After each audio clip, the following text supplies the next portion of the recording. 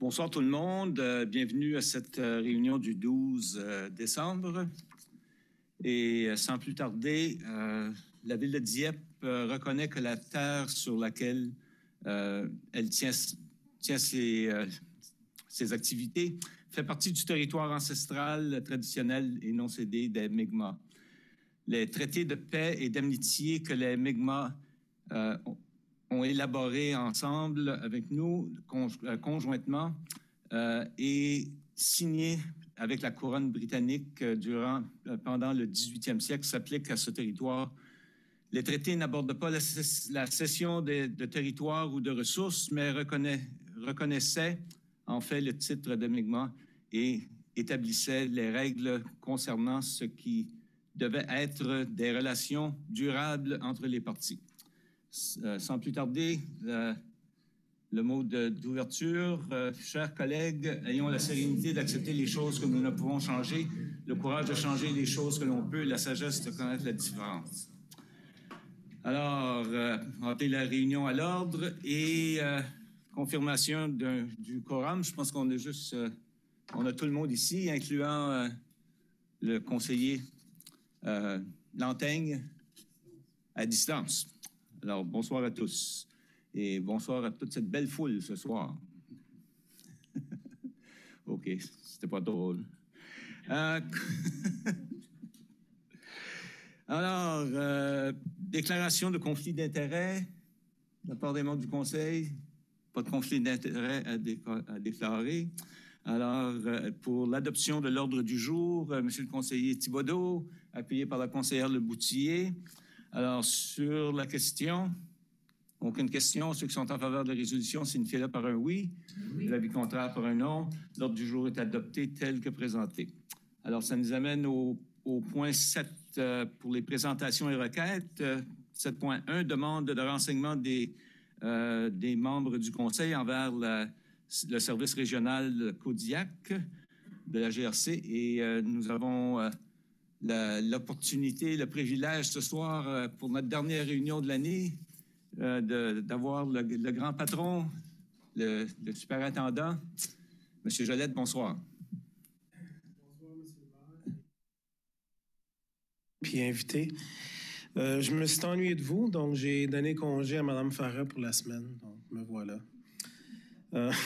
Puis, non, c'est juste, c'est plaisant de vous voir de nouveau. Puis, c'était un bon temps aussi de venir ce soir et vous présenter quelque chose qu'on a présenté au Conseil, au CRPA la semaine passée. C'est un genre de petit PowerPoint, apprendre à nous connaître. Puis c'est vraiment juste, j'aurais dû faire ça quand il y avait les nouveaux membres du Conseil, puis mieux plus tard que jamais. Mais c'est vraiment juste pour vous montrer l'ampleur de qu'est-ce qu'on a à tous les jours à la GRC de Kodiak. Puis c'est pas juste disons, le véhicule de patrouille qu'on voit dans les rues ou ceux qui arrivent, les premiers répondants. Donc, permettez-moi, je vais essayer de ne pas traîner ça trop longtemps. Puis, si on peut juste garder les questions en dernier, comme ça, je vais juste passer à travers. J'ai préparé ça aujourd'hui en passant. Je l'ai fait en anglais. Mme Godbout l'a entendu en anglais la semaine passée, donc en français ce coup-ci. Donc, on est la GRC, on est le Corps policier national, mais on est uniquement, disons, au travail des résidents de la grande région, Moncton, Dieppe et Riverview. Il faut suivre quand même un genre de cadre national de la GRC. Comme vous voyez, il y a certains items qu'on met l'emphase dessus pour tout le Canada. Donc, s'assurer un lieu de travail sûr et équitable, s'attaquer au racisme systémique, faire progresser les réconciliations avec les peuples autochtones, promouvoir une police moderne, puis améliorer la responsabilité, la transparence et la conduite. Donc, c'est des thèmes qui sont très généraux, puis nous, on les applique de tous les jours spécifiques à notre lieu de travail ici. Les valeurs fondamentales de la GRC, c'est 6 items que la journée numéro 1 à l'Académie de la GRC, puis excusez, j'aurais dû dire ça avant, je vais vous envoyer cette présentation-là, donc vous n'êtes pas obligé de prendre de notes ou quoi que ce soit. Donc, les 6 items-là, c'est la première journée à l'Académie à la GRC. On nous dit ça, puis on les répète, puis c'est quelque chose on met dans notre bagage pour toute notre carrière. Donc, l'honnêteté, l'intégrité, le professionnalisme, la compassion, la responsabilité et le respect.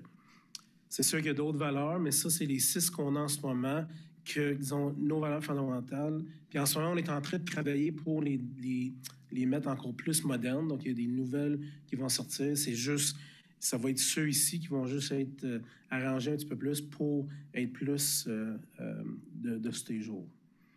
Donc, les ressources de Kodiak, il y a la police de première ligne, il y a les employés municipaux. Donc, certains faits que les gens ne savent pas, c'est que on a 147 postes comme policiers, mais on a aussi au-dessus de 80 employés municipaux à la GRC de Kodiak. Donc, ça, c'est les gens qui travaillent non seulement dans notre édifice sur la rue Maine, mais aussi ceux qui travaillent aux transmissions. Puis je vais tout vous expliquer ça un petit peu plus tard. Aussi, il y a des unités de soutien provinciales. Ça, c'est des gens à grandeur de la province qui peuvent venir nous prêter main forte s'il y a des événements critiques ou si on a besoin de plus de ressources. Puis ça aussi, je vais passer à travers plus tard. Donc, la patrouille, c'est eux qu'on voit le plus souvent dans les autos marquées. Et c'est vraiment les gens qui travaillent de 24 heures sur 24 sur le chemin. Tous les membres de la GRC commencent là. Tous les membres de la GRC commencent à travailler de première ligne, typiquement en uniforme, à moins qu'il y ait un besoin spécifique pour aller soit au Québec, en Ontario, sur des sections spécialisées, mais la grande majorité commence là. Donc, eux répondent entre 100 et 200 appels par jour, qui donnent environ 40 000 appels par année pour les 3 villes dans la région de Kodiak. Donc, ces appels-là peuvent être des appels à bas niveau, comme une demande de patrouille. On reçoit souvent ça. Certains conseillers nous parviennent l'information sur des coins de rue où ce qu'on veut plus de présence pour la vitesse ou, disons, dans une zone scolaire. Mais ça peut aller jusqu'à des crimes graves comme la violence conjugale et des homicides. Donc, normalement, la première face qu'on va voir, si on appelle la police, si on a besoin d'appeler les policiers, c'est les agents sur la patrouille. Ensuite, qui est attaché avec la patrouille, c'est l'équipe des enquêtes approfondies. Donc, en 2014, on a créé un genre de petite équipe. Ces gens-là travaillent le jour, de 7 jours sur 7. Puis eux, une fois que le travail initial est fait à la scène, quand il y a des dossiers qu'on a besoin un peu plus de travail approfondi, on va donner ça à eux. Puis ça, c'est des dossiers de fraude, des agressions sexuelles ou la violence conjugale. Puis un des gros travaux qu'eux font en ce moment, c'est sont chargés du suivi quotidien de tous les détenus qu'on a pour la cour. Au début de la COVID, on a dû garder tout le monde en cellule quand on voulait les garder pour le tribunal, disons pour une offense sérieuse ou un mandat. Malgré le fait qu'on a retourné à une existence quasi normale, on n'a pas pu les ramener aux tribunaux parce que normalement, c'est ce qu'on faisait à chaque matin, mais là, on les a encore chez nous. Donc, c'est beaucoup de travail. Certains matins, on peut avoir jusqu'à 15 personnes qui sont détenues, dépendant de la sévérité des actes. Donc, c'est un travail qui est extrêmement important et qu'on a hâte à le nouvel édifice pour être un peu plus préparer et avoir les outils pour le faire. Parce qu'en ce moment, pour ceux qui ont déjà vu où est-ce qu'on doit faire ça, on n'est pas bien équipé. Mais on s'arrange. L'unité de rappel et aussi le comptoir d'accueil. Donc, on a aussi des policiers qui sont au comptoir en avant. Donc, les gens qui vont rentrer à l'édifice sur la rue Maine, ils vont voir un policier de l'autre côté de la fenêtre. Souvent, il y a des gens qui ont juste besoin d'une information ou si c'est un crime qui a été commis ou ce qu'on n'a pas de témoin, on n'a pas de surveillance vidéo, on n'a aucune idée de ce qui est arrivé sur un vol dans une cour. Souvent, ces appels-là vont aller à ces gens-là.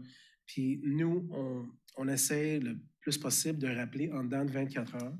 On avait un petit rappel, mais là, on a mis plus d'emphase là-dessus. Puis là, on est rendu proche de notre 24 heures. Parce que c'est ça qui est malheureux, c'est que quand on fait affaire avec un policier, normalement, c'est parce que notre vie a changé. On s'est fait voler quelque chose, on se lève le matin puis on dit « Wow, mon cabanon a été rentré dedans, puis qu'est-ce que je fais? » Donc, S'il y a un besoin immédiat pour voir un policier, nous, on va envoyer la patrouille. Mais si c'est quelque chose, comme que je viens juste d'expliquer, parce qu'on n'a pas de preuves, on n'a pas de vidéo, il ne va pas nécessairement avoir un véhicule de police qui va se rendre. Nous, avec les 200 quelques appels par jour, il faut aller à ceux qui sont en plus à haut risque ou si le vol est en train d'arriver en ce moment. Mais c'est juste à clarifier que tout le monde va avoir un appel de nouveau, malgré si c'est 1 heure après, 15 minutes après, 5 secondes ou le lendemain. Donc, le service de police communautaire, le but vraiment, c'est, comme qui est écrit avec la mission, de fournir des services de police communautaire dans la région de Kodiak dans le but de réduire la victimisation. Donc, en ce moment, beaucoup de notre travail est sur tous les troubles sociaux qui arrivent, surtout dans la région de Moncton. Mais comme qu'on a vu, Dieppe et Riverview, l'autre côté, vous n'êtes pas épargnés. Les gens, des fois, commencent à migrer dans d'autres coins. Donc, cette équipe-là, c'est vraiment ça qui met l'emphase dessus. Ça et aussi bâtir une genre de connaissance avec nos étudiants puis avec d'autres gens qui sont vulnérables dans la communauté. Donc, j'ai juste 2 postes, mais on a rajouté 4 personnes depuis le mois de septembre parce qu'on a besoin de plus. On a besoin de plus de visibilité puis gérer tout ce qui se passe dans la communauté. Puis aussi, j'ai déjà vu les côtés positifs d'avoir certains policiers se rendre de temps en temps, surtout dans les secondaires, juste pour jaser avec les étudiants, avoir une présence. Puis ces policiers-là, c'est des gens qui aiment ça, jaser avec le monde. Ils aiment ça être présents, ils aiment ça faire des présentations. On en fait à tous les jours, c'est ainsi, des genres de journées carrière. Puis c'est vraiment apprécié. Donc, on a des bons résultats jusqu'à date, puis, mais on est tout le temps en changement, puis c'est pour ça qu'on recherche les bonnes idées pour voir qu'est-ce que les gens veulent, puis qu'est-ce que les conseils veulent. Donc ça, c'est juste une liste des genres de travail que cette unité-là fait. J'ai perdu le compte, le nombre de conseils, d'administration à des groupes communautaires, puis des organismes à but non lucratif qu'on fait partie de. Mais il y en a tout le temps des nouveaux, puis nous, on s'implique tous les jours avec ces groupes-là. Ensuite, la section des enquêtes générales, ça, c'est mes enquêteurs les plus avancés. C'est eux qui vont faire les enquêtes sur les crimes plus majeurs, donc les fusillades, agressions graves comme des coups de couteau, des cambriolages, agressions sexuelles graves, y compris ceux impliquant les enfants.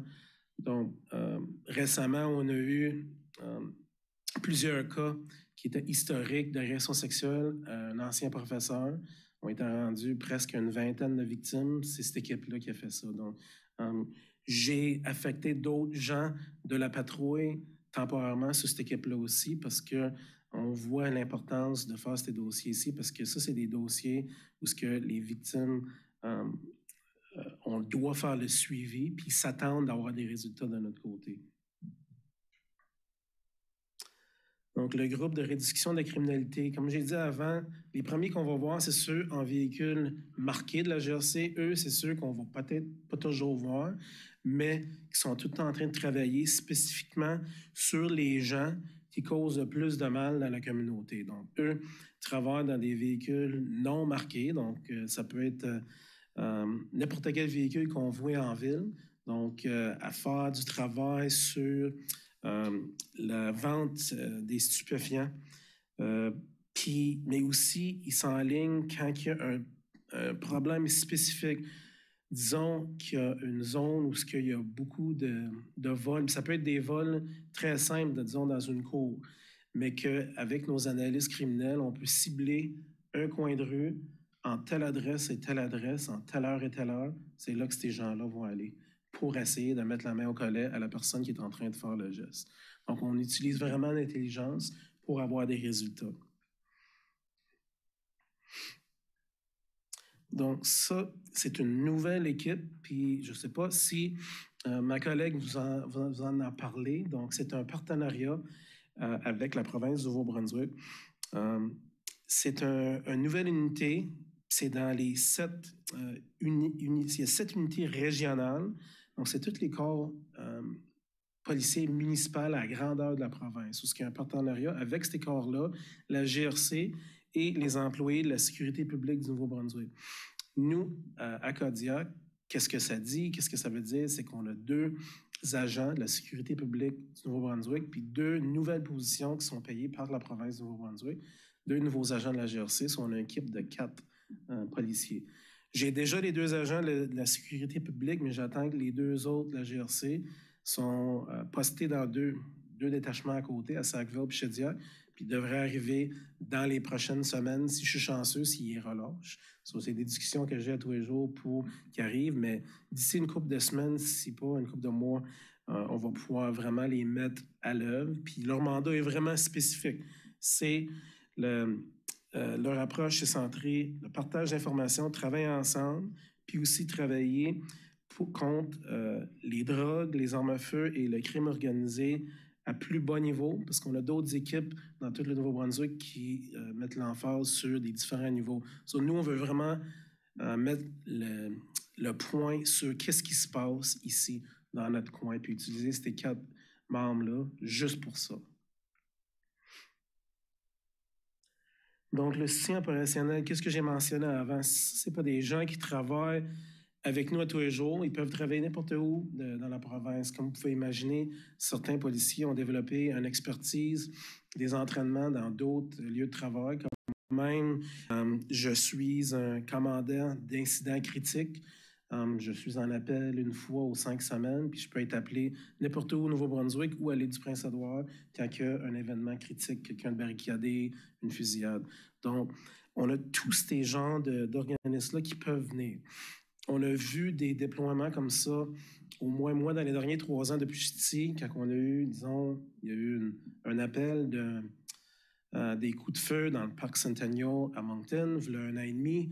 C'est devenu un appel qui était faux, mais si ça été vrai, moi, j'ai été impressionné de voir comment on a eu de l'aide.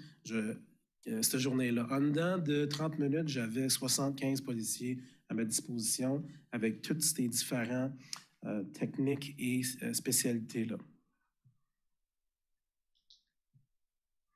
Donc, notre soutien administratif, voilà les 80 quelques employés qui travaillent à tous les jours avec nous à la GRC de Kodiak. On a un bureau d'administration. On a nos agents qui travaillent pièce à conviction. Une gestionnaire de services financiers qui est excellente. Je pense, elle a 41 ans d'expérience, puis si on la perd, on est dans le trouble. C'est ma préférée. Service au comptoir en avant. On a des policiers, mais aussi on a des gens administratifs, des gestionnaires des services de soutien à la police et gardiens en cellule de détention pour nos prisonniers. Ensuite, d'autres employés qui font partie de ce cadre-là, je les ai mentionnés avant, c'est l'unité de renseignement criminel. Nos analystes sont essentiels pour nous donner les lieux spécifiques. Souvent, ils vont nous présenter une genre de map avec les points chauds où est-ce qu'on doit s'adresser. Puis, en ce moment, une nouvelle technique qu'on va essayer, il y a 4 équipes de patrouille. On va donner un lieu spécifique, comme j'ai mentionné, un carré sur la map à une des chaque équipe pour qu'on peut mettre le doigt sur le problème puis éliminer le problème. On l'a essayé à 2-3 reprises récemment, puis les crimes ont été de, disons, un plus gros montant à presque 0. Donc, les 4 équipes, il va tout le temps avoir une des zones qui va être à Dieppe. Donc, je ne vais pas vous dire le lieu parce qu'on va avoir des bons résultats, mais j'ai hâte que ma collègue va pouvoir rapporter là-dessus dans les prochaines réunions. Donc, cette unité-là aussi, il s'assure qu'on fait tous les suivis sur tous les gens qui sont relâchés sous des conditions, si c'est des probations ou des libérations conditionnelles, ou ce qu'on doit faire des vérifications sur ces gens-là. Ensuite, la station de transmission opérationnelle, c'est nos gens qui sont ici à Dieppe. Ils répondent, comme vous voyez, au 911, mais à des appels, non seulement le 911, ils répondent à des appels pour tout le sud-est du Nouveau-Brunswick. qui inclut les services d'incendie de Moncton, Dieppe et Riverview, 5 autres services d'incendie, puis bientôt, avec la nouvelle réforme, on va prendre un autre 20 services d'incendie rural. Donc, c'est beaucoup d'appels. Comme vous pouvez voir, il y en a plus que 100 000 appels par année qui répondent. Ça, c'est des appels 911, puis ça va aller du 911, un crime le plus grave, jusqu'à quelqu'un qui va appeler pour savoir à quelle heure que le poste ferme cette journée-là. Donc, le téléphone n'arrête pas de sonner. Nos gens qui travaillent avec les dossiers judiciaires, donc le dossier, quand il est préparé par le policier, ensuite va un employé qui fait la révision de tous les dossiers pour les tribunaux pour s'assurer qu'ils sont complétés à 100%. Ensuite, tout le côté papier préparé, puis ensuite, on envoie ça en matière électronique au procureur. Donc, c'est plus comme que c'était où on apporte un dossier pour dire voilà, c'est tout envoyé électronique. Donc, comme vous pouvez imaginer, on a besoin des gens qui sont calés en informatique et aussi en documents légaux. Puis comme que vous voyez, à chaque année, on a entre 5 000 et 10 000 dossiers judiciaires par année. Donc, ça en fait. Donc, ces gens-là aussi, qu'est-ce qu'ils font? Ils vont aux tribunaux pour assurer le suivi de chaque dossier. Ils sont essentiels pour nous autres. Puis ces gens-là travaillent très tôt le matin, parce que comme j'ai dit tantôt, il y a certains matins où il y a une file d'attente, où on doit passer tout le monde devant un juge par téléphone. Donc, une journée typique de la vie d'un gendarme, j'ai juste mis certaines affaires. Puis, c'est vraiment impressionnant. Moi-même, j'ai célébré mes 20 ans de GRC le mois d'octobre. Puis, il y a 20 ans, c'était moins compliqué à commencer mon corps de travail. J'avais la moitié de l'équipement que j'ai en ce moment. Puis, je m'en allais à mon véhicule avec un petit cartable. Maintenant, quand on les voit, c'est comme des gens qui sont prêts à monter l'Everest avec l'équipement qu'ils doivent avoir avec eux. Donc, beaucoup d'équipement égale beaucoup d'entraînement. Il y a de l'entraînement en ligne, en personne, qu'on doit faire à chaque année ou à chaque 2 ans, dépendant qu'est-ce qui est l'item. Puis, qu'est-ce que je voulais juste rappeler aussi au conseil, c'est la dernière ligne. Moi, les attentes, on s'attend des résultats à chaque jour de nos policiers. Le matin, on veut s'assurer que tout le monde soit visible à l'heure du dîner, à la fin de journée, dans les zones scolaires. En soirée, il fait noir. Le vendredi, samedi, jeudi, n'importe quel soir, on veut que les gens soient visibles. Donc, à moins qu'ils aient une bonne raison d'être au bureau en train de faire un dossier préparé pour les tribunaux, ils sont sur le chemin en train de patrouiller. Donc, souvent, on dit, moi, je ne vois pas la police, mais quand on est en train de regarder notre game de hockey préféré, en train de faire la vaisselle ou coucher dans notre lit, c'est là que les policiers sont en train de passer, puis répondre aux appels dans la grande région.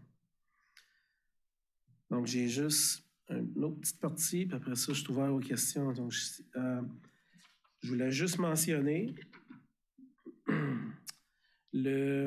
en disant ça, le 3 décembre, j'ai eu le plaisir de sortir sur la route avec mes collègues de travail le soir. Je fais ça de temps en temps quand j'ai besoin d'une soirée santé mentale, puis juste aller me promener avec mes collègues de travail. C'était une soirée nationale de la lutte contre la conduite en faculté affaiblie, où on a fait des barrages routiers dans les 3 villes.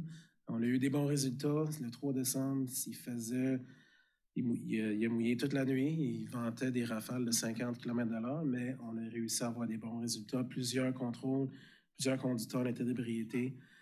Et on va continuer à faire cela. Puis le dernier mot que je voulais partager, c'est vraiment, c'est le temps des fêtes qui s'en vient. C'est le temps de faire la fête, de s'amuser, mais d'avoir un plan.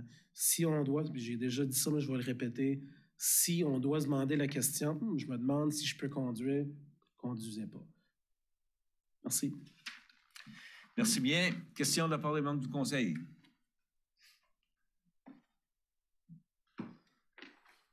Oh, Madame Boudreau.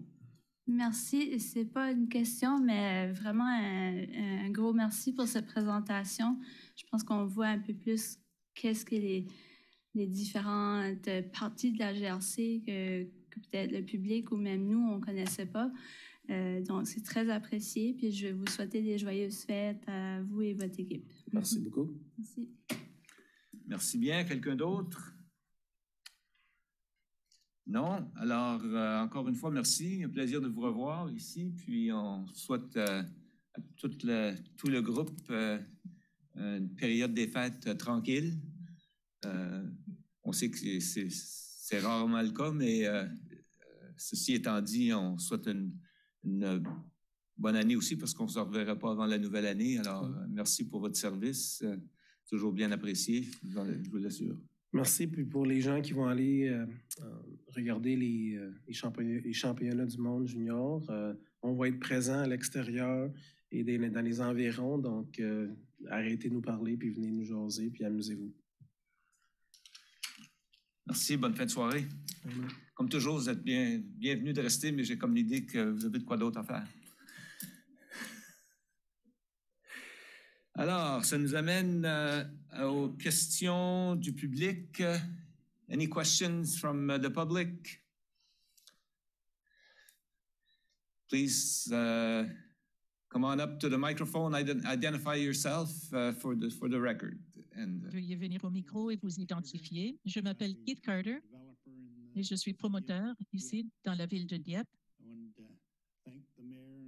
J'aimerais remercier Monsieur le maire et le conseil de me d'accorder ce temps-ci pour poser mes questions. En tant que promoteur, il me semble que ça prend longtemps pour passer par l'hôtel de ville lorsqu'on a un projet. En ce qui me concerne et les autres promoteurs, j'en ai parlé à 2 ou 3 autres, et ils aimeraient que lorsqu'on présente un projet, qu'on veut faire quelque chose, qu'on identifie tous les problèmes afin qu'on puisse tout régler d'un coup au lieu de prendre des mois qui coûtent de l'argent. Et je vous ai parlé au club de golf, Fox Creek, et je ne pense pas avoir reçu suffisamment d'informations depuis. Alors voilà pourquoi je suis venue ici ce soir, pour parler à M. Melançon, pour s'asseoir avec lui et son personnel et voir si on peut régler cette question, ou tout au moins essayer d'aider les promoteurs pour que leur vie soit plus facile.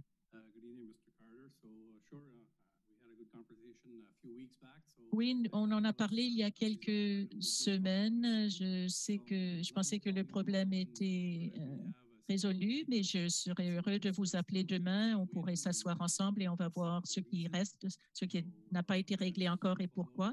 Alors, je vous appellerai demain, c'est certain.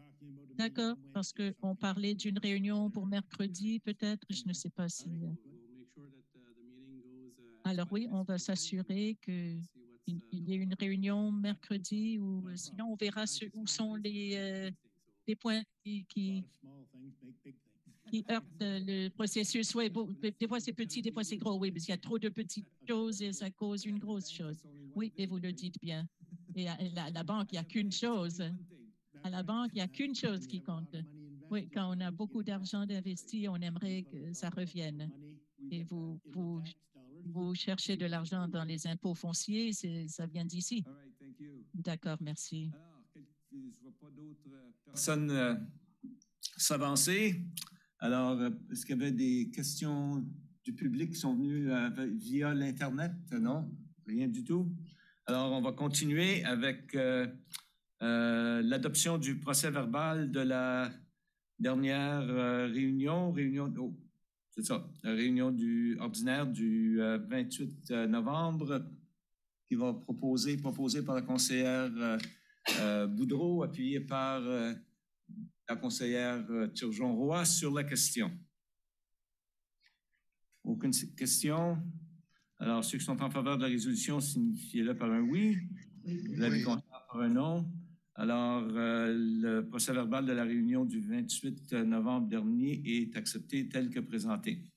Ça nous amène à l'item 10 du côté de l'administration. Monsieur Melançon, le 10.1.1, ratification de diverses directives adoptées à huis clos. Oui, merci, M. le maire. Bonsoir tout le monde. Alors, périodiquement, on a des directives qui étaient fermées ou une session à huis clos et on les rend publiques. Alors, ce soir, on va en faire une série. Alors, vous avez devant vous une entente modificatrice avec Concorde Atlantique. Alors, ces éléments ici viennent mettre un terme à cette entente avec Concorde une fois que tout sera complété. Alors, Concorde verse un montant de 180 000 en extension de paiement final à la ville de Dieppe. La ville procédera au rachat d'un terrain avec le NID 703-93-574 pour 77 813 et 118. Excusez, on essaie d'aller trop vite. Également, la ville ne rachètera pas deux autres terrains qui faisaient partie de l'entente originale avec Concorde Atlantique, qui veut dire le terrain avec le NID 705-498-45. Ici, Concorde doit aussi faire une transaction avec un nouveau client et le développement doit avoir un minimum d'investissement de 2,6 millions de dollars et la ville, quand même, retient l'option de pouvoir racheter le terrain si le développement ne prend pas place. Sur le deuxième terrain, la ville aussi ne rachètera pas le terrain avec le NID 703-93566. Également ici, un développement qui, au minimum, doit avoir 1,5 million de dollars avec ce développement. Et la conclusion de cette transaction doit prendre place avant le 15 mai 2022. Alors, ce sont les éléments clés de l'entente modificatrice avec Concorde Atlantique. Une fois tous les éléments rencontrés, ça met fin avec Concorde Atlantique et la ville de Dieppe au niveau de ses engagements un envers l'autre. Merci. Alors, sur la deuxième, alors on a cette ratification à rendre publique. Alors, suite à cette entente avec Concorde, un des clients, c'est Global Pet Foods, un terrain qui est situé sur la rue Ruffin. Alors, les mêmes éléments sont retenus avec ce client qui, alors la ville maintient son droit de rachat sur ce terrain, qui est le NID 703-93566, un terrain qui est façade sur la rue Ruffin. Ces éléments ici, alors la ville doit, Global Pet Food doit faire un développement avec une fondation de la terre avant le 31 décembre 2023, sinon la ville peut encore exercer son droit de rachat du terrain. Alors ici, le développement, comme je le disais tout à l'heure, un permis d'une valeur minimum de 1,5 million de dollars. Et le client peut aussi s'outiller d'un paiement d'extension si le développement ne prend pas place en temps et lieu selon l'entente pour 23 000 $ par année qui équivaut le développement que la ville aurait reçu en taxe de propriété. Alors, ceci, c'est pour Global Pet Foods. Troisième directive avec Plaza Corp Property Holdings, un terrain qui se situe au coin du boulevard Dieppe et la rue Fin. Alors, de l'entente, les mêmes conditions, on maintient avec ce client ici qui était avec Concorde Atlantique. On a le droit de rachat sur ce terrain avec le NID 705-49845. À partir du 1er janvier 2024, la ville pourra exercer son droit de rachat. Le développement doit avoir au moins une valeur minimum de 2,6 millions de dollars. Et il y a des pénalités d'extension si le client ne rencontre pas les dates qui sont prescrites au niveau du développement. Alors, ceci, c'est pour la troisième directive qui est rendue publique. Au niveau de la quatrième, on a une entente de protocole d'entente qui a été signée avec l'IRCC, qui veut dire Immigration, Réfugiés et Citoyenneté Canada, un bureau fédéral qui s'est installé à Dieppe. La date d'entrée en vigueur de cette entente est le 1er novembre 2022.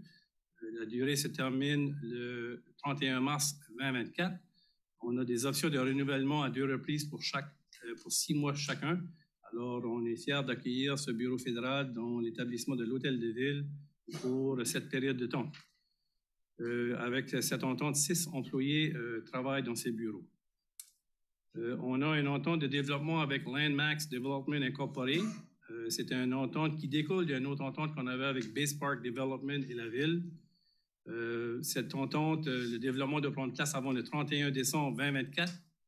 Et après cette date, en janvier 2025, la ville maintient un rachat sur le terrain si le client ne rencontre pas les obligations d'un développement d'une valeur minimum de 6,36 millions de dollars. Ce terrain se situe sur la façade de la rue Engelhardt.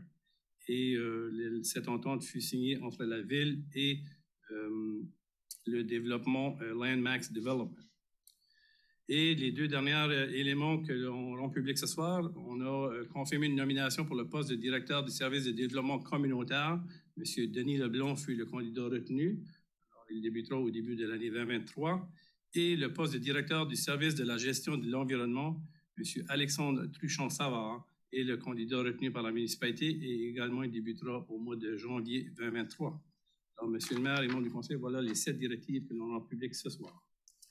Merci bien. Pour la lecture de la résolution comme telle, M. Brideau. Merci, M. le maire. Alors que le Conseil ratifie les directives adoptées lors de réunions du Conseil tenues à huis clos portant sur les sujets suivants. Numéro 1, entente modificatrice Concorde Atlantique Incorporée, adoptée le 11 avril 2022, c'est-à-dire autorisation de signature entente de développement Global Pet Food, adoptée le 24 mai 2022. Autorisation de signature entente de développement Plaza Corp, Property Holdings Incorporée, adoptée le 27 juin 2022. Autorisation de signature protocole d'entente IRCC, adopté le 14 novembre 2022. Autorisation de signature entente de développement Landmax Développement Incorporé, adopté le 28 novembre 2022. Nomination du poste de directeur service de développement communautaire, adopté le 28 novembre 2022. Et finalement, nomination du poste de directeur service de la gestion de l'environnement, adopté le 28 novembre 2022.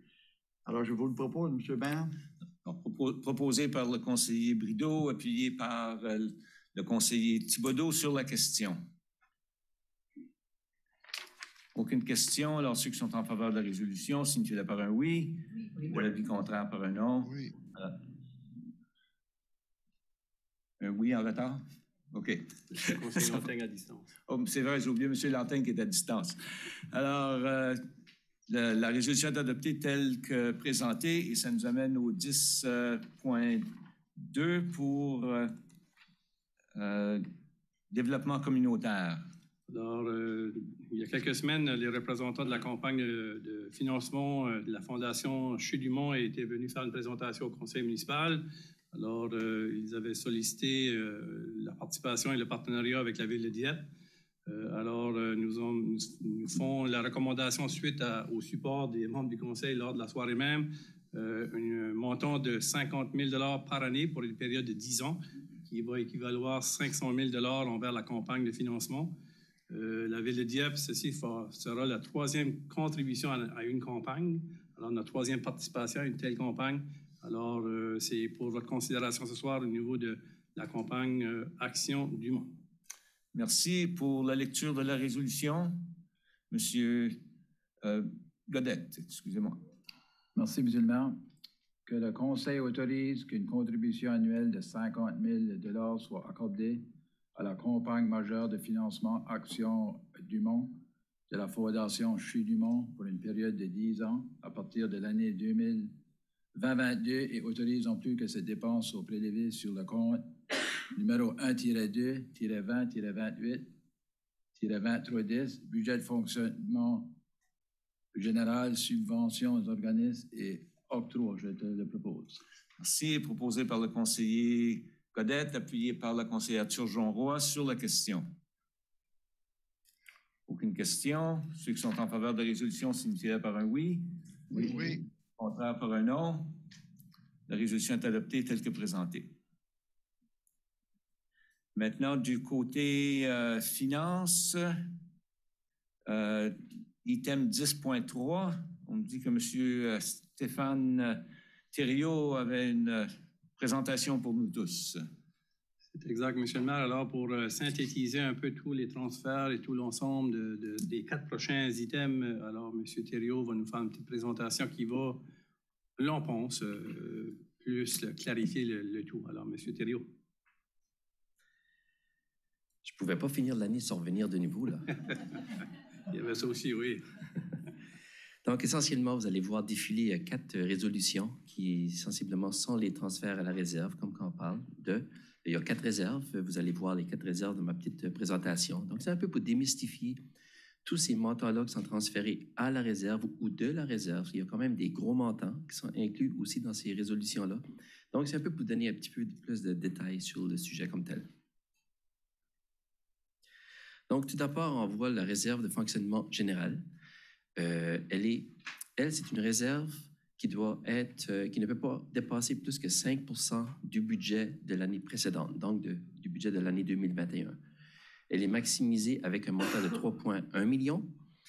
Et c'est pour ça que les montants ici qu'on transfère ne sont pas si élevés que ça, parce qu'elle est déjà pas mal à pleine capacité. Donc, on fait des petits transferts à la réserve et de la réserve. Donc, ici, on parle d'un 330 000 pour transférer à la réserve. C'est essentiellement, il y a un gros montant là-dedans qui est 230 000. C'est le programme de rénovation de bâtiments. Donc, on prévoyait faire certaines choses cette année qui n'ont pas eu lieu. On le met en réserve pour l'effectuer l'année prochaine, entre autres. Il y a un montant de 125 000 qui sort de la réserve. Donc, en majorité, ici, on parle des projets ou des dépenses ponctuelles, donc des one-shot deals, qui étaient en réserve et qui ont été effectués durant l'année. Donc, on l'enlève de la réserve. On remet l'argent dans le fonds de fonctionnement général afin de payer pour ces dépenses-là. Comme il y avait une contribution pour le centre des qui était inclus là-dedans, ou l'auscultation des rues était un autre exemple de dépense. En deuxième lieu, on retrouve la réserve d'immobilisation générale. Celle-là, il n'y a pas de maximum. On peut en mettre autant qu'on peut, tout simplement. On peut voir qu'il y a un montant de 6,9 millions qui sort du fonctionnement général et qui s'en va de la réserve de fonctionnement général. Le 6,9, essentiellement, c'est 3 montants. On voit le programme de remplacement, c'est-à-dire la gestion des actifs. Donc, on met quand même environ 2,5 millions dans nos budgets. Il y a 1,2 million qui a été utilisé. Donc, on a acheté des équipements pour 1,2 million. Il en reste 2,5 en transfert, 1,3, excusez, en transfert à la réserve. Même chose pour le capital de l'opération. On voit ici un transfert de 2,8, mais c'est parce qu'on avait un budget de 5,8 millions. On a utilisé 3 millions. Il en reste 2,8 en transfert à la réserve. Ça peut être pour des projets, justement, comme le micro-surfaçage, exemple. On avait quand même un assez gros budget. Ça n'a pas tout été utilisé. On transfère le restant à la réserve pour les années futures, exemple. Maintenant, le dernier, qui est 2,8 millions au niveau des surplus. Donc, à ce moment ici de l'année, c'est là qu'on vérifie comment est-ce qu'on va finir l'année pour transférer ces argents-là en réserve afin de pouvoir les utiliser un peu plus vite. Sinon, si on les laisse là, ces surplus-là vont se retrouver dans l'année 2024 à ce moment-là, parce qu'on est en 2022. Les surplus de 2022 se retrouvent en 2024, un coup de l'année est terminé. Donc, avant que l'année se termine, on en profite pour l'envoyer en réserve. Donc, ici, dans le 2,8 millions de surplus, essentiellement, c'est 3 choses ici. On parle des surplus salaires. Les salaires ont un surplus de 1,7 million. En majorité, ce sont des postes vacants pour 2 raisons. Les postes qu'on a ouverts au début de l'année qui ne sont pas comblés au début de l'année. Donc, ça crée un surplus budgétaire de ce côté-là. L'autre, c'est le roulement, justement, du personnel qui fait en sorte qu'une personne part avant que cette personne-là est remplacée, ça crée un surplus budgétaire également. Donc, ça, c'est les 2 raisons majeures, je vous dirais, du 1,7. L'autre raison, c'est les employés qui sont en congé de maladie. Donc, ces employés-là sont payés par une autre source que notre fonds de fonctionnement général. Donc, à ce moment-là, ça crée un surplus de ce côté-là aussi. Le deuxième transfert, donc, c'est un 387 000 800 de la réserve d'immobilisation générale au fonds d'immobilisation générale. Qu'est-ce qu'on veut dire par là? C'est qu'il y a des projets qui ont eu lieu durant l'année, mais qu'on n'a pas été vous voir justement pour ces transferts-là. Parce que la majorité du temps, lorsqu'il y a un projet qui est mentionné, dans la résolution même, il y a un transfert qui se fait de la réserve pour financer le projet en particulier. Dans ce cas ici, ça n'a pas eu lieu, donc j'en profite à ce moment-ci pour le faire. Ici, on parle de 2 projets en particulier. Il y a la finition de la rue Bourg, qui est un projet de l'an passé, qui sont continués cette année. Donc, c'est normal qu'on n'a pas venu vous voir durant l'année parce que c'était déjà un projet en cours, les montants avaient été autorisés et tout ça. Sauf que là, l'argent était en réserve, on a fait les travaux, il faut maintenant à cette heure les payer, on les a payés, mais à cette heure, il faut prendre l'argent de la réserve pour financer justement le paiement qui a été fait. Puis un autre projet, c'est AJL. Même principe, c'est un budget qui avait déjà été autorisé, la continuité du travail a été faite, puis il faut le payer à ce moment-ci, il faut le transférer de la réserve. L'autre, c'est le contraire. Le 1,145 millions, ce sont des fonds qu'on est venu au Conseil pour justement payer les, je veux dire, développeurs ou les projets, etc. C'est-à-dire comme, à un moment donné, on est venu vous voir pour, au niveau des devis, pour le projet, exemple de l'Acadie, ici juste à côté, l'intersection Acadie-Champlain. Ben, il y a eu une résolution qui a passé, on a fait faire des transferts en conséquence et l'argent qui n'a pas été utilisé, on remet ça en réserve. Donc, c'est un peu ça, il y en a 3, 4 des projets comme ça. Donc, c'est de l'argent que vous avez autorisé durant l'année, qui n'a pas été utilisé pour quelques raisons et on le remet en réserve tout simplement.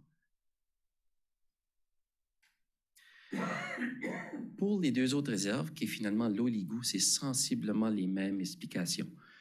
Au niveau de la réserve de fonctionnement d'OLIGO, la réserve est déjà maximisée à son pratiquement entièreté à 695 ou 694 000 $. On a un 14 000 $ qui, il y avait un petit espace pour, on le met en réserve. Ici, on parle d'un programme d'équipement au niveau de technologie de l'information, par exemple. Donc, c'est un 14 000 qu'on met en réserve pour ça. Puis, comme vous allez voir aussi, on a, comme je disais, il y avait 4 résolutions. La 5e, c'est vraiment une description de toutes les réserves. Donc, vous allez voir qu'est-ce que c'est qu'il y a dans le 0,7 million ou le 694 000 pour être exact. Et en dernier lieu, ben, c'est au niveau de la réserve d'immobilisation, même chose. On y transfère les montants qui ont été budgétés dans le budget de fonctionnement d'OLIGO, qui n'a pas été utilisé, et on envoie en réserve de capital. On parle du programme de remplacement, donc la gestion des actifs. On avait un budget de 300 000, on a utilisé 100 000, on a transféré 200 000 à réserve. Capital de l'opération, on avait un budget de 1 million, on a utilisé quand même 300 000 environ, donc comme des raisons, c'est 700 000 qu'on transfère à la réserve. Et en dernier lieu, le surplus estimé de 2022, même chose, c'est surtout au niveau des salaires qui est vraiment le... parce que chaque salaire ici à la Ville, pas chaque salaire, mais la plupart des salaires, il y a une proportion qui vient des budgets d'OLIGO. Donc, ça crée des surplus qu'on transfère en réserve à la fin de l'année. Et puis le dernier, donc c'est un 15 000 qui provient de la réserve d'immobilisation au fonds d'immobilisation d'OLIGO. Donc, c'est un projet, notamment Labo, comme j'ai mentionné tantôt. Labo qui avait une portion générale, ça c'est la portion OLIGO qui a été dépensée durant l'année et qu'on remet dans le fonds d'immobilisation, simplement. Donc, ça conclut un peu mon explication sur les 4 transferts à la réserve que vous allez voir juste après ceci. Merci. Pour la lecture des résolutions, M. Thibodeau. Merci, M. le maire. Que le Conseil autorise un transfert d'une somme de 330 000 $ du Fonds de fonctionnement général au Fonds de réserve de fonctionnement général. Et que le Conseil autorise un transfert d'une somme de 125 000 $ du Fonds de réserve de fonctionnement général au Fonds de fonctionnement général. Je le propose, M. le maire. Proposé par le conseiller Thibodeau, appuyé par le conseiller Godette sur la question. Aucune question. Ceux qui sont en faveur de la résolution signifieraient par un oui. Oui. L'avis contraire par un non. La résolution est adoptée telle que présentée. Prochain item. M. Thibodeau, je viens de continuer. OK. Que le Conseil autorise un transfert d'une somme de 6 905 000 $ du Fonds de fonctionnement général au Fonds de réserve d'immobilisation générale. Que le Conseil autorise un transfert d'une somme de 387 800 $ du Fonds de réserve d'immobilisation générale au Fonds d'immobilisation générale. Et que le Conseil autorise un transfert d'une somme de 1 145 000 $ du Fonds d'immobilisation générale au Fonds de réserve d'immobilisation générale. Je le propose, M. le maire. Alors, proposé par le conseiller Brideau, appuyé par Le conseiller Lantaigne sur la question. Monsieur le maire, c'est posé par le conseiller Thibodeau. Excusez-moi, par le conseiller Thibodeau. Et appuyé par conseiller Lantaigne. Sur la question. Aucune question? Ceux qui sont en faveur de la résolution signifient par un oui. Oui. Oui. Par un non. La résolution est adoptée telle que présentée. Et au prochain. Que le Conseil autorise un transfert d'une somme de 14 000 du Fonds de fonctionnement des services d'eau et d'évacuation des eaux usées au Fonds de réserve de fonctionnement des services d'eau et d'évacuation des eaux usées. Je le propose, M. le maire. Proposé par le conseiller Thibodeau, appuyé par le conseiller Brideau sur la question. Aucune question. Ceux qui sont en faveur de la résolution signifient par un oui. Oui. De l'avis contraire par un non. La résolution est adoptée telle que présentée. Et la prochaine. Que le Conseil autorise un transfert d'une somme de 2 060 000 du Fonds de fonctionnement des services d'eau et d'évacuation des eaux usées au Fonds de réserve d'immobilisation des services d'eau et d'évacuation des eaux usées. Et que le Conseil autorise un transfert d'une somme de 15 000 du Fonds de réserve d'immobilisation des services d'eau et d'évacuation des eaux usées au Fonds d'immobilisation des services d'eau et d'évacuation des eaux usées. Je le propose, M. le maire. Proposé encore une fois par le conseiller Thibodeau, qui est appuyé par la conseillère Leboutillier sur la question. Aucune question. Alors, ceux qui sont en faveur du transfert signifient par un oui. Oui. De l'avis contraire par un non. La résolution est adoptée telle que présentée. Merci. Ça nous amène à la prochaine. M. Thibodeau. OK. Que le Conseil autorise les engagements suivants des fonds de réserve suivants. Fonds de réserve de fonctionnement général, compte numéro 7-4-20-12-8910. 1. Mesure d'urgence, 235 000. 2. Enlèvement de la neige, 350 000. 3. Programme de gestion des actifs, 546 000. 4. Réserve de stabilisation, 385 000. 5. Administration, programme d'incitatif centre-ville, 525 000. Planification et développement, fonds vert, 122 000.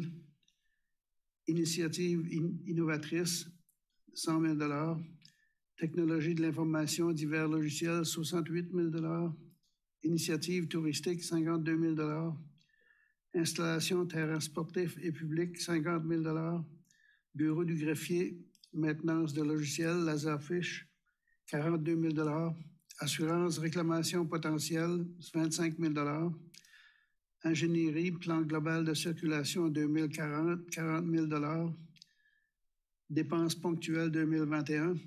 Transport, récepteur mobile à remplacer, 28 000 Loisirs, achat d'œuvres d'art, 50 000 Loisirs, temple de la renommée sportive, 38 000 Communication, signalisation, centre-ville, 100 000 Transport en commun, accessibilité aux arrêts, 40 000 Dépenses ponctuelles 2022. Service d'incendie, achat moteur Zodiac, 15 000 Dépenses ponctuelles 2023. Ingénierie, achat nouveau GPS, 35 000 Installation, signalisation sentier, 30 000 Ressources humaines, consultant, 10 000 Plan directeur des loisirs, 100 000 Planification et développement, événements aux promoteurs immobiliers, 10 000 Planification et développement, projet d'expansion future, 50 000 Étude d'électrification de la flotte, 40 000 Transport en commun, audio et système tarifaire, 54 000 pour un total de 3 140 000 Maintenant, le Fonds de réserve de fonctionnement des services d'eau et d'évacuation des eaux usées, compte numéro 7-4-20-12-8930. 1. Réserve de stabilisation, 500 000 Programme d'équipement, technologie de l'information, 71 000 Réclamation potentielle, 25 000 Technologie de l'information, dépenses imprévues, 11 000 Bureau du greffier, gestion des documents, logiciels, 10 000 Dépenses ponctuelles 2023. Programme de surveillance des effluents Transaqua, 15 000 Nouveau plan directeur d'eau, 60 000 pour un total de 692 000 Maintenant, le Fonds de réserve d'immobilisation générale, compte numéro 7-4-20-12-8920. Programme de gestion des actifs, 7 228 000 Achat de terrain futur, 2 385 000 Projet d'immobilisation en cours, 3 299 000 Projet d'immobilisation en attente, 3 730 000 Projet d'immobilisation, financement, projet capitaux 2023, 2 650 000 et projet d'immobilisation non commis, 2 720 000 pour un total de 22 012 000 Maintenant, le Fonds de réserve d'immobilisation des services d'eau et d'évacuation des eaux usées, compte numéro 7-4-20-12-8940, programme de gestion des actifs, 940 000 projet d'immobilisation en cours, 815 000 projet d'immobilisation en attente, 464 000 projet d'immobilisation financement, projet capitaux 2023, 329 000 et projet d'immobilisation non commis, 1 900 000 pour un total de 4 448 000 Je le propose, M. le maire. Alors, ça vaut peut-être même un applaudissement debout pour celle-là. Alors, pour proposé par le conseiller Thibodeau, appuyé par, c'est plus facile d'appuyer Mme Leboutillier, sur la question ou les questions. Sur la question, Mme Godbout. Merci, M. le maire. J'avais quelques notes de suivi sur, peut-être pour M. Thériault, pour le Fonds de réserve de fonctionnement général. Parmi la liste des items qu'on a là, est-ce qu'on a des projets là-dedans qui ont plus de 3 ans? Donc, on a-tu des vieux projets qui traînent ou des choses qui traînent? M. Thériault. Donc, comme vous pouvez voir, cette année, j'ai rajouté l'année en question que les projets ont été acceptés, si on veut. Donc, la plupart datent de 2021, 2022 et 2023. Les autres réserves, c'est plus des réserves des au cas où, mesures d'urgence, enlèvement de la neige, exemple. Ça, c'est vraiment des au cas où. Donc, ceux-là, ça fait plus longtemps que 3 ou 4 ans, exemple, que c'est là. C'est vraiment au cas où. Donc, c'est ceux-là qui peut-être tomberaient de la catégorie des plus que 3 à 4 ans. Oui. Est-ce qu'on a, dans la même ligne d'idées ou de pensée, est-ce qu'on a des projets dans la liste qui ont été enlevés cette année, qui auraient été là pendant plusieurs années, mais qu'on n'a pas complété au moment où on n'a plus la réserve ou le besoin de réserve n'est plus nécessaire? Pas nécessairement. C'est vraiment les projets, la plupart étaient des projets de 2022. Donc, les ponctuels de 2022, la plupart ont été effectués à part de un, puis même celui-là, j'avais une communication, puis on n'était pas encore certain si le moteur allait arriver avant la fin de l'année ou après la fin de l'année. Donc, j'ai dit, regarde, on ne prendra pas de risque, je vais le laisser là au cas où. Mais la plupart de 2022 sont partis les ponctuels, oui. Okay. Juste une dernière question, mais celui-ci sur la réserve d'immobilisation générale. On a quand même des projets d'immobilisation en attente, 3 630 000. Celui-là aussi, est-ce qu'il y a des projets qui sont plus vieux qui seraient inclus là-dedans, quelque chose qui attarde plus que 3 ans? Je te dirais que oui. Je n'ai pas la liste dans la tête tout de suite. Mais exemple, un montant qui est là-dedans, c'est comme le marché. On a 1 million, on ne sait pas exactement quand ça va se passer, mais on a mis 1 million sur la table sur un projet de 4 millions. Donc, c'est un projet qui est comme en attente. Donc, il est là. On aurait-tu quelque chose de plus que 10 ans de vieux là-dedans? Je ne penserais pas, par contre. Pas 10 ans de vieux. Je ne penserais pas, non. Merci. Merci bien. Autre question? S'il n'y a pas d'autres questions, ceux qui sont en faveur de la résolution signifient par un oui. Oui. Oui. Oui. Et de l'avis contraire par un non. Alors, les résolutions, j'aurais dû dire, là, sont acceptées par tous les membres du Conseil. Alors, prochain item, prochaine liste. Alors, le prochain, M. le maire, c'est les signataires municipaux. Alors, je vais profiter de l'occasion pour présenter notre nouvelle trésorière adjointe qui est assise, je pense, en arrière à notre droite pour nous. Alors, Marie-Ève Godbout-Carroll, qui s'est ajoutée à l'équipe, qui débute ce matin. Alors, bienvenue à l'équipe. Et suite à cet ajout, mais on change maintenant les signataires pour inclure Mme Godbout-Carole. Merci. Pour la lecture de cette résolution, Mme Turgeon-Roy. Merci, Monsieur le maire. Que Yvon Lapierre, maire, ou Ernest Thibodeau, maire suppléant, et Stéphane Thériault, trésorier, ou Marie-Ève Godbout-Carroll, trésorière adjointe, soient par la présente autorisés à signer tous les chèques émis pour et au nom de la Ville de Dieppe. Je le propose, Monsieur le maire. Proposé par la conseillère Turgeon-Roy, appuyé par le conseiller Brideau sur la question. Aucune question. Ceux qui sont en faveur de la résolution, signifiez-le par un oui. Oui. Contraire par un non. La résolution est adoptée telle que présentée. Au 10.4, mobilité urbaine, M. Melançon.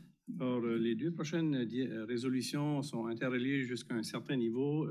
Comme vous le savez, au niveau de mobilité urbaine, on a maintenant un nouveau directeur, M. Aubé, qui s'ajoute à l'équipe. Alors, on a beaucoup d'attentes et de réflexions à faire au niveau de tout notre système de transport, mobilité à la demande, transport aux besoins spéciaux, etc. Alors, ici, pour les deux prochaines directives, on recommande de prolonger les ententes de service. La première, c'est pour le service de navette et de transport à la demande avec M. Maurice Richard jusqu'au 31 décembre 2023. Et le deuxième, c'est de prolonger le service de transport adapté avec The Wheelchair Guy jusqu'au 31 décembre 2023, qui va nous donner l'opportunité de faire une réflexion encore plus approfondie et de faire un appel d'expression d'intérêt sur ces deux niveaux de service ici. Alors, on a vérifié les procédures et on est en règle de gré à gré. Alors, on vous recommande pour les deux prochaines autoriser les prolongements de contrat dans les 100 ans de service. Merci bien. Pour la lecture de résolution de la première, Madame Boudreau, s'il vous plaît. Merci, Monsieur le maire. Que le Conseil autorise la prolongation de l'entente de services de navette et de transport à la demande avec le fournisseur Maurice Richard jusqu'au 31 décembre 2023. Je le propose. Proposé par la conseillère Boudreau, appuyé par le conseiller Godette sur la question. Aucune question. Ceux qui sont en faveur de la résolution, signifiez-le par un oui. Oui. L'avis contraire par un non. La résolution est adoptée par le Conseil. Et la prochaine résolution, si vous voulez continuer. Oui. Que le Conseil autorise la prolongation de l'entente de services de transport adapté avec le fournisseur de Wheelchair Guy jusqu'au 31 décembre 2023. Je le propose. Merci. Proposé par la conseillère Boudreau, appuyé par le conseiller Godette sur la question. Aucune question. Ceux qui sont en faveur de la résolution, signifiez-le par un oui. L'avis contraire par un non. La résolution est adoptée telle que présentée. Maintenant, au 10.5.1, M. Melançon. Alors, vous avez devant vous une directive sur le terrain à surface synthétique. Alors, on avait entamé un projet de construction pour les travaux du terrain synthétique qui était situé à l'arrière de l'école Mathieu Martin, un contrat fut donné à Dexter Construction. Alors, durant la période de construction, il y a eu des découvertes de sols qui étaient non appropriés pour la compaction et de compléter notre projet. Alors, des coûts de construction supplémentaires se sont engendrés au projet, se sont ajoutés au projet. Alors, vous avez devant vous une modification à une entente ou une directive reçue par le Conseil qui est d'un ajout de 425 775 000 plus TVH qui est ajouté au contrat de Dexter pour un nouveau total de 3 242 115 000 plus TVH, qui a aussi un impact avec les services de consultants de CBCL Limité pour un montant additionnel de 27 115 plus TVH, qui donne un montant global envers ces services de 129 850 Suite à cette découverte de cette situation-là sur le site qui appartient à la province du Nouveau-Brunswick, alors on a soumis une demande d'aide financière par l'entremise de la SDA, la Société de développement régional, pour venir compenser sur la situation de la condition du sol. Nous avons reçu une confirmation que la province a accepté une contribution de 495 000 envers cette situation ici, alors qu'il vient compenser en grande majorité les coûts engendrés à la municipalité envers ce projet ici. Alors, la contribution finale de la province vis-à-vis du projet de synthétique s'ajoute au montant de 158 000 qui était initialement prévu pour les estrades qui a été remis à la municipalité. Alors, c'est pour, 156 000 qui était la contribution initiale. Alors, c'est pour avoir l'autorisation de modifier le montant de la contribution de la Ville et procéder avec le paiement envers Dexter et CBCL. Merci pour la lecture de cette résolution. Monsieur Brideau. Merci, M. le maire. Que le Conseil autorise un ajout au contrat avec Dexter Construction en vue du projet de construction du terrain à surface synthétique au coût additionnel de 425 775 plus TVH pour une somme globale de 3 242 115 plus TVH et un ajout au contrat avec CBCL Limited visant le dit projet au coût additionnel de 27 075 plus TVH pour une somme globale de 129 850 plus TVH et autorise en plus que ces dépenses soient prévues sur le compte numéro 3-3-70-12-76-14 du budget d'immobilisation générale surface synthétique. Je vous le propose, M. le maire. Merci, proposé par le conseiller Brideau, appuyé par le conseiller Thibodeau sur la question. Sur la question, Mme Godbout. Merci. Je suis généralement en faveur de la proposition, mais je voulais mieux comprendre le processus, peut-être une question plus de gouvernance, aviser le conseil, le timing d'aviser le conseil d'enjeux lorsqu'on a un projet de développement, de construction qu'on a et qu'on constate qu'il y a des montants additionnels assez importants qui vont s'ajouter à un projet. Qu'est-ce qui est les principes et qu'est-ce qui gouverne le choix d'apporter ça au conseil puis le timing d'apporter ça au conseil quand vous faites des projets comme ça? Alors, conseiller Godbout, lorsqu'on a découvert la situation sur le terrain en question, alors, on a avisé le conseil lors d'une rencontre privée de la situation. Alors, et on a expliqué également qu'on allait soumettre une demande d'aide financière au provincial. Alors, avant qu'on ait une réponse de la province, on ne pouvait pas venir et valider ces changements ici parce que ça nous aurait, ça aurait éliminé la possibilité d'avoir accès à du financement de la province. Alors, suite à la signature de l'entente avec la province la semaine dernière, nous voilà maintenant devant vous pour autoriser l'ajout au contrat. Mais la procédure, une fois que ça a été découvert, on vous a informé dans le mois d'août de la situation. Alors, c'est la procédure que l'on utilise malgré les tests de sol qui avaient été réalisés. Il y avait des endroits qui étaient problématiques. Merci. Je pense que c'est important juste pour transparence, que les gens comprennent comment les informations sont partagées et les dossiers sont gérés. Sinon, les gens pensent, oh, ça apparaît à quelque part, puis on n'a pas fait le suivi. Alors, je voulais m'assurer que ces informations-là étaient partagées. Excellente question. Merci, M. Godet. Merci, M. le maire. Une question pour les coûts additionnels. Je sais qu'on avait fait 5 trous, là, qu'on avait regardé, puis le sol était bon, puis à d'autres places. Tout ce que je veux comprendre, c'est quand est-ce qu'il y a un appel d'offres pour faire un projet de ce genre, est-ce que la Ville prend tous les risques ou le contracteur a-t-il des risques lui aussi? Parce que c'est un appel d'offres. Monsieur Bourque, est-ce que vous avez plus de précision sur la question? Déjà, je ne veux pas seulement que ça ait des risques sur la Ville. Oui. Tu mets une bide. Le micro, quand on achète un char, il y a une garantie d'habitude, normalement. Monsieur Bourque, bonsoir. Bonsoir. Si vous le permettez, on a notre consultant de CBCL, Martin Thériault.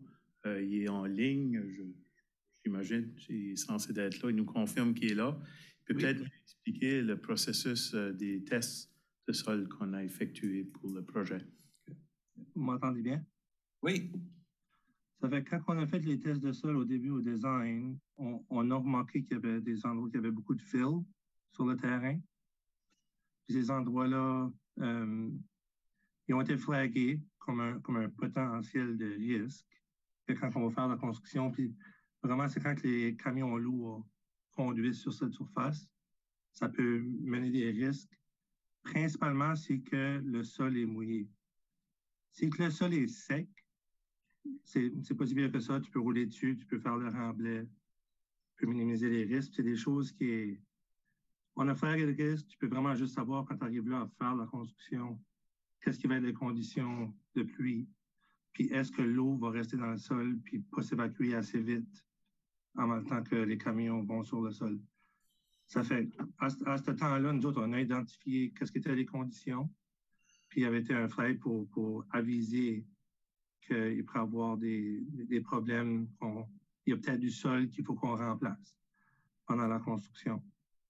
Puis là, pendant la construction, mais comme de fait, on arrive là, puis on avait une idée qu'est-ce qui pourrait être les risques, puis ça quand arrivé à arriver, il y a beaucoup d'endroits qu'on a été capable de sauver, il y en a qu'on n'a pas été capable de sauver. Le projet s'est fait.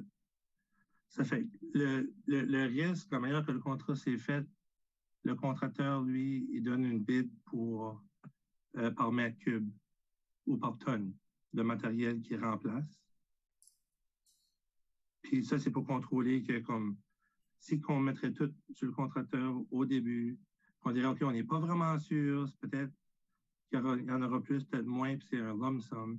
Le contracteur, il se protège en double, vois-tu? Ça fait que de cette manière-là, si tu fais juste un mètre cube et un mètre cube, on a des prix plus compétitifs, puis on peut contrôler ça pendant la construction pour minimiser les coûts quand on est rendu là. Ça fait que d'habitude, la méthode pour contrôler le risque, c'est avoir une contingency. Ça fait que tu as les quantités qui sont estimées du projet. Après ça, tu mets une contingency dans le back pocket. Si ça arrive, tu as de l'argent à jouer avec contre ce risque-là. OK. Question, M. Lantaigne? Merci, merci, M. le maire. J'ai une couple de questions. Le budget initial, là, le budget est 3,9 millions. Le budget initial pour le terrain, c'était combien? Puis c'était quoi la contingence? Le budget initial, il faudrait que je le trouve, je ne l'ai pas dans ma mots. En d'autres mots, on est over budget, excusez-moi l'expression. Mais la contingency, elle était, dans le fond, elle était zéro à cause qu'il y a d'autres éléments qui étaient ajoutés au projet par-dessus le risque. Ça fait que ça, c'était le risque du projet pour le sol. Il y a d'autres éléments qui étaient ajoutés, qui n'est pas des risques de projet, c'est juste des ajouts. Un élément, c'est la fondation, puis le remblai additionnel pour les estrades. Ajouté, il y avait les logos, le système de son, il y a la remise, puis d'autres choses comme ça. Ça fait que le contracteur n'avait pas été donné une contingency. C'est la ville qui tenait le budget. Le contracteur, il avait sa somme de contrat, puis il ne connaissait pas la contingency. Mais ça, ma question, dans le fond, s'adresse plus aux finances, au département de finances de la ville. Le budget initial pour le terrain, c'était combien? C'était 3 millions? C'était quoi exactement? Puis là, on est rendu à 3,9. C'est juste ça, je veux savoir comment, c'est quoi le dépassement de coût avec les ajouts, etc.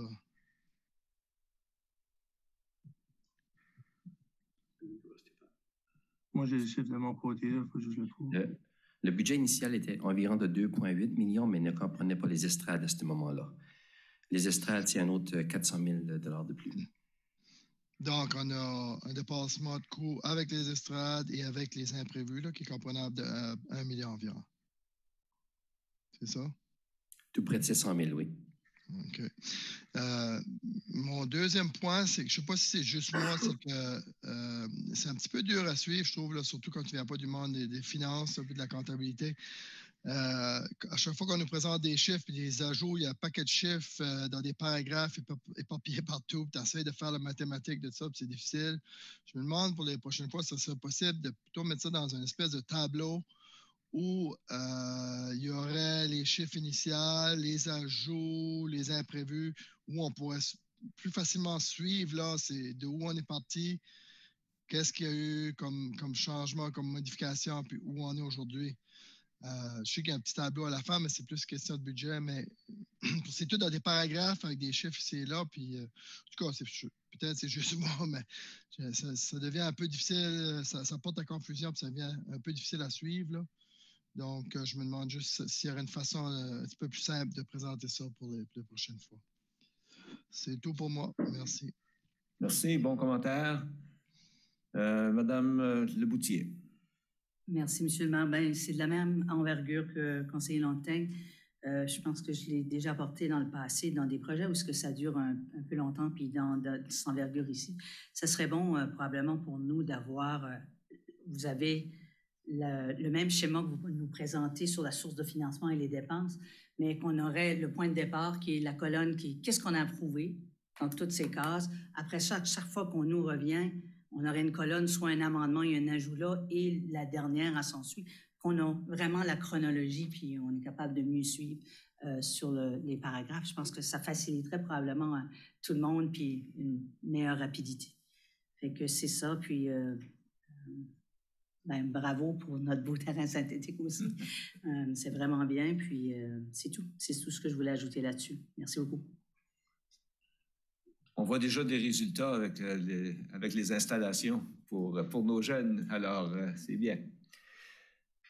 Pas d'autres questions?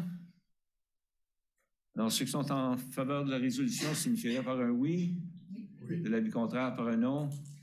La résolution est adoptée telle que présentée.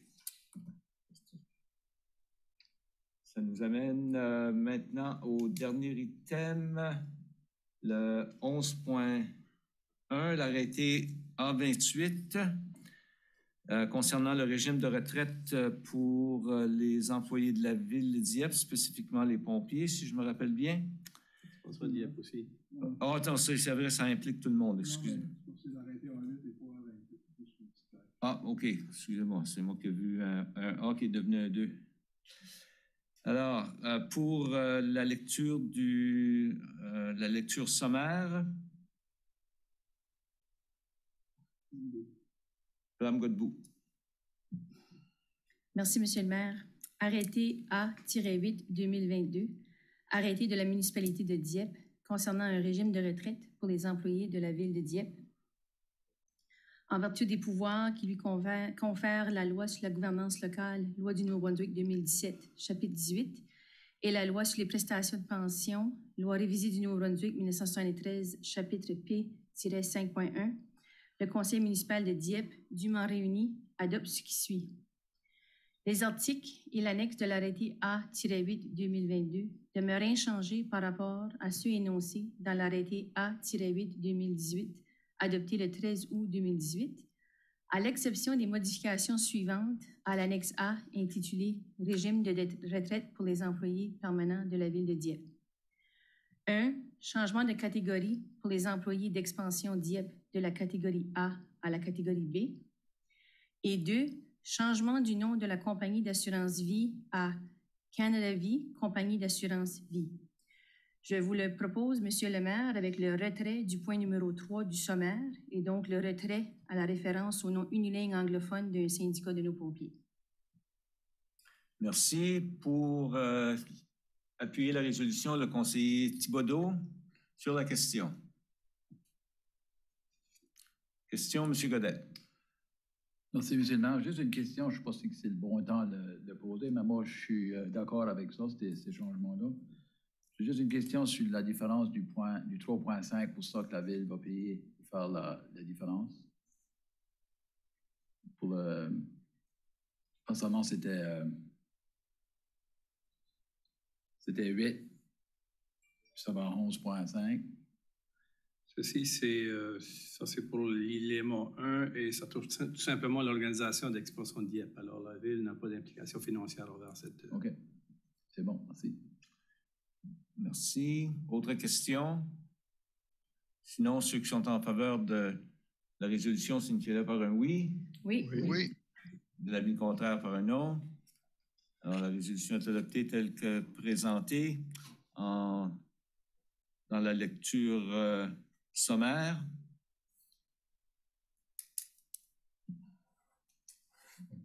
Et maintenant, pour la troisième lecture par titre seulement, Madame Godbout. 2022, arrêté de la municipalité de Dieppe concernant un régime de retraite pour les employés de la ville de Dieppe. Je vous le propose, Monsieur le maire, tel que lu précédemment. Merci. Alors, proposé par la conseillère,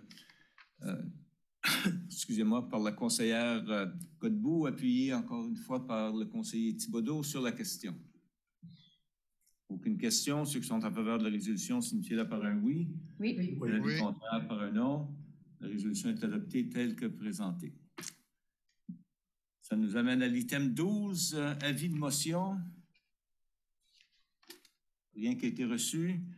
Alors c'est maintenant à l'item 13, demande de renseignements et annonces de la part des membres du Conseil. Et je crois qu'on va commencer avec notre conseiller à l'extérieur. Hello, il s'est sauvé? Non, il est là. Il est là, OK. Merci, Monsieur le maire. J'ai perdu l'image pour une minute, j'avais peur. Pas grand-chose à ajouter pour moi, simplement remercier l'administration municipale pour une autre belle puis grosse année de travail bien remplie cette année. On sait qu'on a il y a beaucoup de choses qui s'est passées cette année, puis donc merci à toute l'équipe. Puis en terminant, j'aimerais bien sûr souhaiter à tout le monde de passer de très joyeuses fêtes en toute sécurité, puis profiter du bon temps avec votre famille, puis entourer des personnes qui vous sont proches. Donc, joyeuses fêtes à tout le monde. Merci. Merci bien. Madame Godbout. Merci, Monsieur le maire. Moi, je voulais revenir juste sur la situation du syndicat représentant les pompiers de la ville de Dieppe et leur choix de nom uniligne de Dieppe Professional Firefighters Association. Je voulais aviser le public que j'avais quand même reçu une communication par courriel de la part de leur président qui me confirmait ce qui suit, que le nom uniligne anglophone était jugé temporaire avant de joindre un autre syndicat, qu'il n'y avait pas un exprès d'exclure le français dans les communications du syndicat et que lorsqu'ils vont joindre un autre syndicat, ils m'ont rassuré que le nom porté sera bilingue. Alors, je leur remercie pour ça. Mais malheureusement, le syndicat n'a pas accepté mon invitation de modifier le nom temporaire uniligne anglophone. Alors, je trouve cette décision-là regrettable pour plusieurs raisons que je tenais à signaler. À mon avis, l'approche du syndicat est contraire à la mission de la ville de Dieppe, qui désire rayonner comme ville francophone, inclusive et moderne, fière de ses racines acadiennes. Alors, le processus de modification est un processus très simple et plus coûteux, qui aurait pu être effectué facilement. Alors, comme conseillère, je tenais à dénoncer l'approche pour cette raison, mais aussi parce qu'elle ne permet pas aux francophones dans le syndicat d'être reconnus. On ne les nomme pas. Comme ils ne sont pas là, ils sont un peu comme sans conséquent. Et pour moi, ça, c'est un comportement qui doit être dénoncé. On n'est plus dans le temps de l'ordre secret, là. On est plutôt dans le temps du discours public. Alors, je le dis publiquement que je dénonce ce comportement comme contraire au principe d'inclusivité et contraire aux intérêts de l'avancement des francophones. Alors, je suis convaincue que je ne suis pas la seule dans mes pensées à cet égard et les courriels que j'ai reçus dans les dernières 2 semaines le confirment. Alors, ayant reçu cette réponse-là, moi, j'ai eu certaines réflexions, j'ai eu des instincts de me poser certaines questions, puis je pense que c'est quelque chose que je lancerai à la direction de se poser aussi. Je me disais, qu'est-ce qui se passe dans nos casernes que nos pompiers ne sont pas les premiers à dénoncer ce nom uniligne-là? Alors, y a-t-il une certaine complaisance qui s'installe? Y a-t-il une langue de travail qui commence à modifier? Alors, je me posais des questions à cet égard-là, puis je pense qu'il faut qu'on se pose des questions aussi. Quand c'est nous autres qui doivent dénoncer ce comportement-là et pas les membres eux-mêmes. Alors, moi, mon invitation 2 semaines passées, ça venait d'une conseillère. Je suis quand même qui n'avait pas besoin de la prendre au sérieux. Moi, j'inviterais la direction de la Ville de penser si c'est approprié d'envoyer une communication officielle de la Ville. Les invitants, on s'entend, un syndicat, ça leur appartient. On va juste les inviter à modifier leur nom à un nom bilingue et donc mieux s'aligner avec la mission de la Ville et des résidents qui desservent. Puis j'inviterais aussi la direction de s'informer auprès de la gestion des services d'incendie s'il n'y a pas des enjeux de langue de travail qui s'installent dans nos casernes. Alors, je pense que c'est des éléments de réflexion qu'il faut qu'on ait quand on voit des incidents comme ça. Mais autre que ça, je ne voulais pas finaliser sur un ton difficile. On a eu une excellente année. Je tiens vraiment à féliciter l'ensemble des employés, à remercier les résidents pour leur participation dans les activités. On est très fiers de notre ville. Je représente la ville sur plusieurs conseils qui sont dans les 3 municipalités. Je suis toujours fière de présenter Dieppe.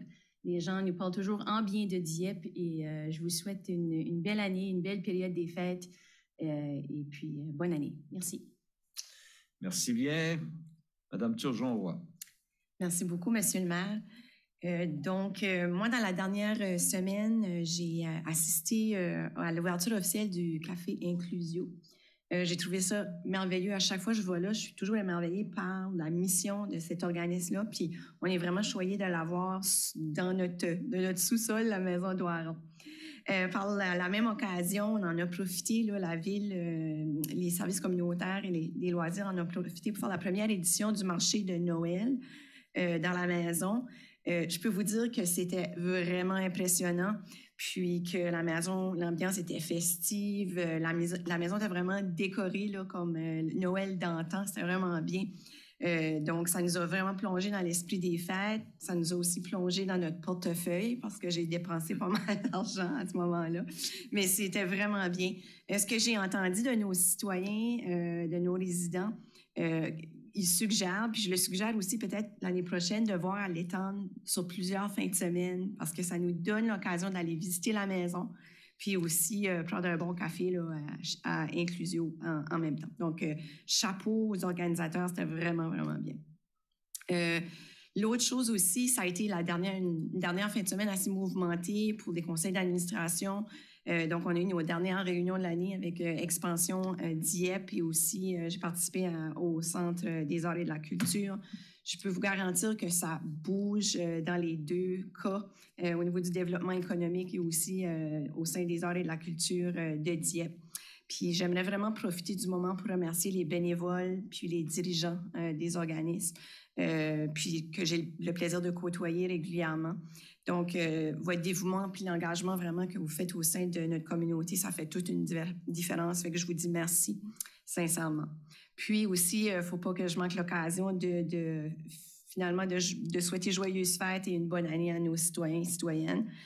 Puis vraiment, merci encore un petit peu comme conseillère Godbout l'a dit. Merci de votre implication dans notre communauté. Vraiment, c'est grâce à vous que c'est un endroit où il fait bon vivre dans la ville de Dieppe. Merci. Bonne semaine. Merci bien, Monsieur le conseiller Thibodeau. Merci, Monsieur le maire. Ben, d'abord, moi, je veux aussi souhaiter de joyeuses fêtes à tous nos résidents. Et puis, en même temps, ben, je vais profiter pour souhaiter bonnes fêtes à notre conseiller Lantaigne. Merci, conseiller Thibodeau. Et aussi, je voulais vous dire que j'ai un message pour le conseil. Un citoyen qui m'a approché, puis qui était très content du budget qu'on a voté, puis qui m'a dit on est vraiment fiers du beau travail que vous faites et je veux que tu partages ça avec tes collègues.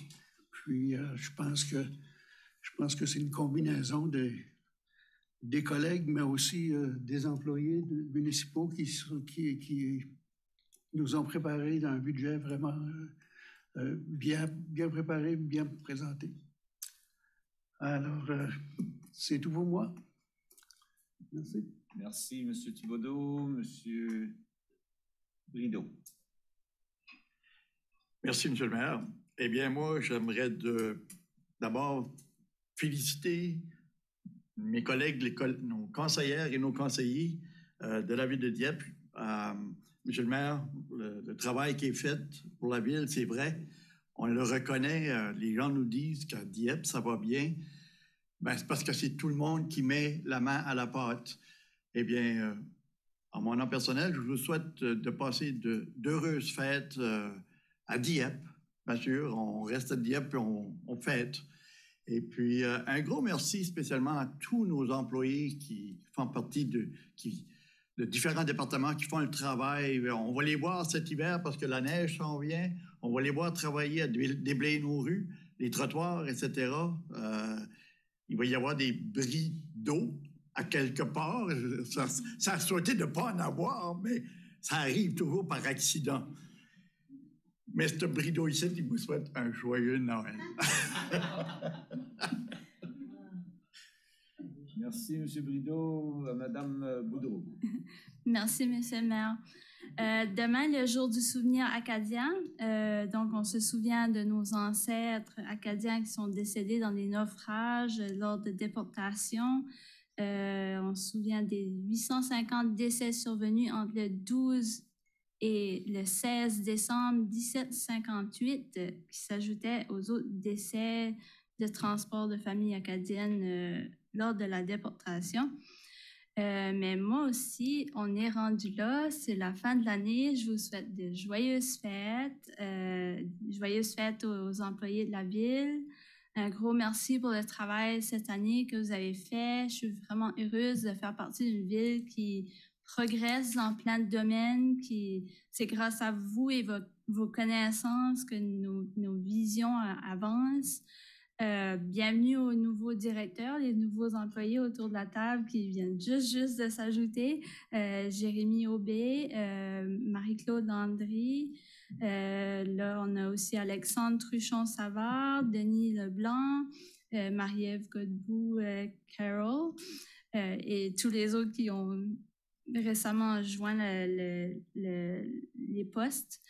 À mes collègues autour de la table, merci de votre dévouement, de votre bienveillance, des discussions pour faire avancer les choses, de prendre le temps de poser des questions pour prendre des décisions. Merci pour le climat agréable que nous entretenons ici entre nous. Puis j'aimerais souhaiter aussi joyeuses fêtes à tous les citoyens et les gens qui nous écoutent en ondes. J'espère que vous passez des fêtes en sécurité avec vos proches et les personnes qui comptent dans vos cœurs. Joyeuses fêtes. Merci, Mme Boudreau. Mme Leboutillier. Merci, M. le maire. Pareillement, j'aimerais souhaiter à tous les employés de la ville des joyeuses fêtes. Prenez le temps de vous reposer, c'est le temps. On a eu une grosse année, c'est sûr. Vous, surtout vous autres. Nous, on assiste au meeting puis on vote surtout, mais l'ouvrage, elle se fait par vous. Bon leadership, c'est sûr, puis c'est vraiment plaisant. Comme vous avez pu le constater, on est choyé. On le dit toujours, que ce soit à tous les niveaux de la structure, de notre structure de la ville de Dieppe. Mais employés, nos résidents, nos entrepreneurs de la ville de Dieppe, tous les partenaires de proche et de loin, joyeuses fêtes et une bonne année. Santé, c'est numéro 1, beaucoup de joie. Et le meilleur pour 2023. Merci, M. le maire. Merci bien, Mme Leboutillier. M. Godette. Merci, c'est à peu près la même chose. Je veux souhaiter des belles fêtes à tous les employés de la ville de Dieppe, les conseillers, le maire, les citoyens, les citoyennes, puis on se voit en 2023. Merci. Merci, M. Godette. Mais moi, il ne me reste plus grand-chose à dire. Tout a été dit. Alors, mais je vais quand même, évidemment, c'est certain que je veux remercier tous les membres du conseil. C'est une belle équipe. Comme vous savez tous, j'ai quelques années d'expérience dans cette chaise-ci et je dois dire que c'est vraiment un plaisir de travailler avec vous tous. On est chanceux à Dieppe de toujours avoir des gens qui viennent et s'avancent pour aider à développer notre communauté et toujours avec les meilleures intentions pour notre communauté. Et la même chose avec les membres du personnel dans tous les secteurs. On est vraiment choyés de ce côté-là. Incluant nos pompiers également, évidemment, excepté pour un petit accrochage linguistique qui nous a échappé pendant bien des années. Merci de l'avoir souligné, Mme Godbout. Ceci étant dit, encore une fois, à vous tous et vos familles, un joyeux temps des fêtes et on se revoit peut-être dans quelques raccoins de l'hôtel de ville pour certains et certaines, mais généralement, on se reverra au mois de janvier l'année prochaine. Et bonne et heureuse année.